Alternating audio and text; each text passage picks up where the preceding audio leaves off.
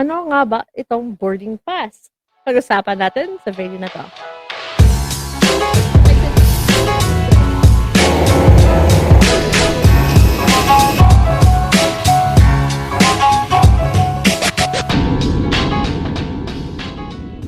Hey, what's up guys? Thank you for watching this video. My name is G. I'm the blogger behind exoticphilippines.info.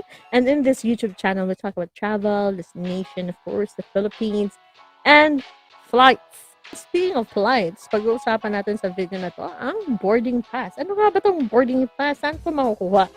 And all. So everything basic about the boarding pass, we'll talk about it in this video. But bago ang lahat, please consider subscribing to this channel, give this video a thumbs up, ring the notification bell, share this video. Lalo na if you think na nakakatulong o makakatulong ang video na to. And also, this video is part of the series that I have here on YouTube called First Time Flying Guide or First Time Flyer Guide. Was it?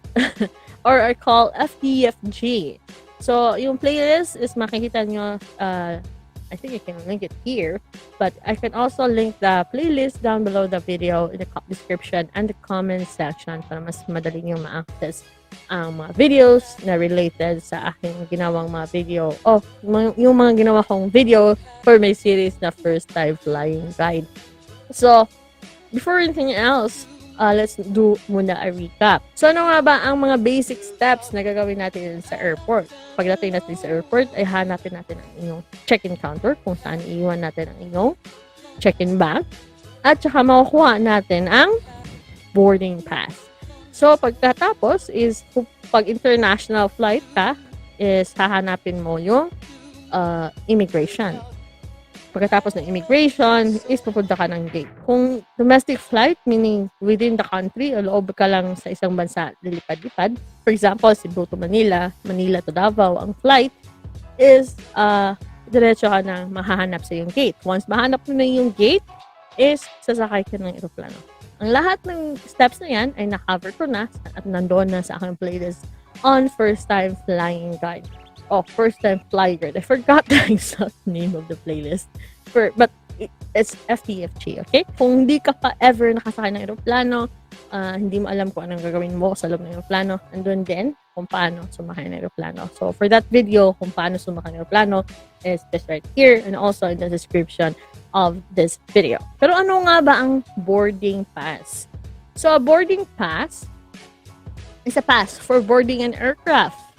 O yung pass para makasakay ka ng aeroplano given to a passenger.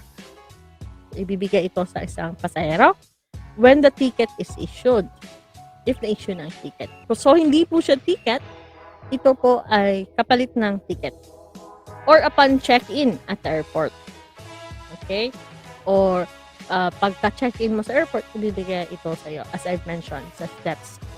So, again, ibibigay ito sa iyo, makukuha mo ang boarding pass pagkatapos mo mag-check-in. So, basically, hindi ito yung ticket mo na. Ito na ang iyong bagong pass para makapasok ka sa loob ng airport, sa security, at makasakay ng aeroplano. So, basic questions, since this is basically boarding pass 101. So, tanong mo, when can I get a boarding pass? Kailan ko makukuha ang boarding pass? As I mentioned, pagka-check-in mo sa airport or online, makukuha mo ang iyong boarding pass. Kung online or web check-in ka, wala kang ganito. Makukuha mo lang ang iyong boarding pass. Wala dito yung phone ko. So, yung boarding pass mo is through your phone. So, hindi mo na kailangan i-print, lalo na if domestic flight. Tapos, ito, pag sa airport ka ng check-in, ito makukuha mo. Pero before, way back when, yung boarding pass nila is not actually like this kind of paper na makapal, di ba? So, actually ito mas mataas pa to. Hanggang ganyan. Kasi pinunit nila yan. So, ipapakita ko sa inyo mamaya. Okay? So, ayan, makakuha mo yung boarding pass sa pag-check-in. Pagkatapos mo mag-check-in, maka-online man or sa airport check-in. Next question, where can I get a boarding pass? Saan mo makuha ang boarding pass? Is sa check-in counter or sa web check-in mo? Sa app. Okay, sa cellphone or pag mag-web check-in ka, sa cellphone mo makuha through the app of the airline. Pag sa airport naman, sa airport mo, sa airline mo makukuha. Okay? Ulit-ulit lang to guys kasi minsan nag-overload tayo ng information, so I have to repeat it para tayong grade 1. So, meron kasi sa inyo nalilito talaga. So, ayan, at least klaro tayo dito. So, next question is, what does a boarding pass look like? So, ito basically, meron ng personal information. Ayan, ano ka na pangalan mo? Ito yung boarding pass ko nung pauwi ako galing China kasi pumunta ako ng China in 2019. Oh, buhay pa no? So, kinip ko talaga. Kasi ako, sa pamilya ko, pag lumalabas kami ng bansa, is kinikip namin itong mga boarding pass. May photo album kami noon. Ngayon, wala na kaming time. So, actually, yung boarding pass ng papa ko noon, 1990s, na sumakay kami, pumunta kami ng Hong Kong. Meron pa. So, ito, yung boarding pass ng AirAsia noong 2019. Actually, yung boarding pass ng papa ko is kind of look like this, pero more on paper siya, hindi siya board. Hindi siya board. So, ganito. So, dito sa boarding pass, nakalagay, ayan, yung 9 is gate number. So, dyan mo mahanap ang yung gate. Tapos, yung eto, kita nyo ba? 17C, klaro nyo ba? 17C is yung seat number ko. So, dyan ako uupo. So, andito din ang date and so on. So, andito lahat na information na kailangan. Andito pa yung flight number, oh. Z27801. So, again, yung gate number is 9. Yung seat number ko, andito rin is 17C. At saka yung flight ko. Andito rin na yung pangalan ko. Yung totoo kong pangalan. Yung full name ko. So, ganito. Ito po, yung mukha ng boarding pass. Iba-iba po yung airline. So, iba-ibang mukha. Pero basically, andun yung seat number, yung pangalan mo, flight number, gate number. Dito mo mahanap sa iyong boarding pass. So, for those who are asking na, yung online boarding pass ko, yung digital boarding pass ko, wala pang gate number. So, baka mga few days before the flight ka nag-check-in online. And that's very understandable kasi minsan nag-change yung gate number or may flight delay, so lilipat na lang sa ibang gate. So, check mo na lang pagdating mo sa airport, tanungin mo yung staff ng airline mo. So, for example, sa Cebu Pacific, naka-yellow yung mga staff. If AirAsia, usually naka-red. If PAL, yung blue, ang kanilang uniform. So, pwede kang pumunta sa check-in counter, tanungin mo kung ano ang gate number sa flight mo. Or, what you can do is, mga few hours before your flight, you can refresh your app sa iyong boarding pass at baka i-update nila yung boarding pass mo. At doon mo makita ang yung seat number at saka yung boarding gate. So again, pag online ka, hindi mo agad malalaman. Lalo na a few days before, weeks before ka nag-check-in.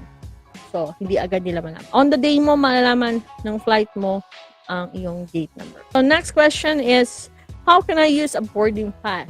So, ang boarding pass ko, ito ay iyong ticket o yung pass para ipakita sa mga airport staff na you can enter, you're allowed, and you should enter deeper sa airport. At makakasakay ka sa aeroplano na naka-assign o yung flight na para sa'yo. For example, dito sa Cebu is digital na po yung gate papuntang second na security check. Is may if na-flash mo na to, so if na-flash mo na to, so may machine na ganyan. I think sa Clark din, yung bagong airport sa Clark. Ganito na din. I think, let's just say, ito yung machine. Ayan, makukulay-kulay dyan. Ayan. So, may barcode reader dyan. Tapos, ito, ganyan mo. Ching! Yung ganyan. So, itatap mo siya. Tapos, pag tumunog siya, tapos mag-open yung gate. Tapos, dadaan ka. Tapos, mag-close naman siya for the next person. So, yan ang gamit ng boarding pass na to. For another purpose is, as I've mentioned, is ito, mas mahaba to actually. Ito na part, ganyan. pinunitan ito ng agent nila, yung mga staff ng airport or staff ng airline, pag board mo. So, bago ka mag-exit o mag-exit sa airport, papasok sa yung gate, is pupunitan nila ito yung part na to. Kasi, ito yung confirmation. Yun ang confirmation nila na part na sumakay ka na o papasok ka na ng aeroplano. So, number of passengers din nila, doon nila makakuha. So, yan ang gamit ng boarding pass na to. So, another use of this boarding pass is actually sa pag-check-in mo, kung may check-in bag ka, the same info, andun ang pangalan mo, flight, seat number, gate number, andun sa yung check-in bag. So, if you have noticed some aking mga videos on check-in bag, if you watch those videos, may ipinakita kong nakatag sa check-in bag ko. So, yun po, same information. So, pair ako ng information ko sa aking mga check-in bag. Mapatatlo yan, 2, 1, 4, 5 na check-in bag. Pareho ako ng information sa mga bags ko. So, in case lang na na mawala yung bag ko kasi nalagay sa ibang flight o na-late yung bag, na nangyayari talaga yan, is that ito yung proof mo na ikaw yung may-ari ng bag na yon at sumakay ng aeroplano yung flight na yon at wala yung pair mo na bag. Okay, so wag niyong walain tong boarding pass niyo lalo until na kompleto ang inyong mga gamit. Okay? So next question is why I should get a boarding pass? Kasi ang motto dito sa aking YouTube channel, hindi ka mag-check-in, wala kang boarding pass. Wala kang boarding pass, hindi ka makapasok ng airport. Hindi ka makapasok ng airport, hindi ka makakasakay ng eroplano, at plano na if wala kang boarding pass.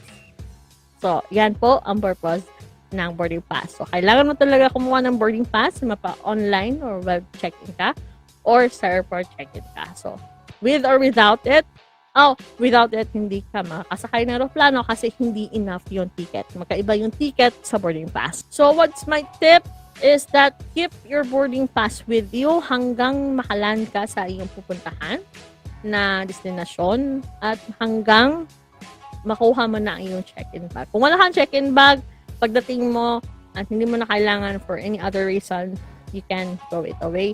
Pero for me, for international flights, I try to keep it.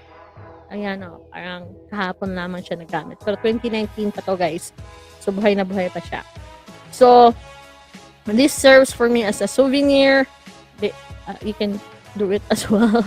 Pero, yeah, if you're not a person like me, so after mo dumating sa iyong destination, you can actually throw it away. If na nakuha mo ang iyong mga bags. Okay? Kasi, again, they need this as a proof na yung bag mo is yun na bag at saka they'll have to trace kasi yung bag mo kung saan napunta yung bag mo. And with this boarding pass, they can trace your bag.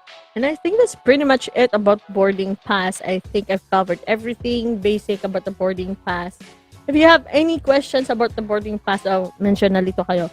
Please watch the video again. And then if nalito pa rin kayo, comment down the comment section below and I'll try to answer your questions. Please be nice and please have a bit of patience kasi minsan medyo late ako nagre-respond. Kasi I have day job. Kasi may trabaho po ako. Pero usually I respond within the day to your comments, especially if talagang hindi klaro sa video o hindi ko na-answer sa video. So, please don't be shy. Huwag kayong mahiya. Ayaw mo kauwaw mag-comment sa comment section sa inyong mga tanong kasi doon din ako nakakuha ng ideas sa mga next videos ko. Okay, guys? So, thank you so much for watching this video. Take care, stay safe, and see you guys on the next video. Bye.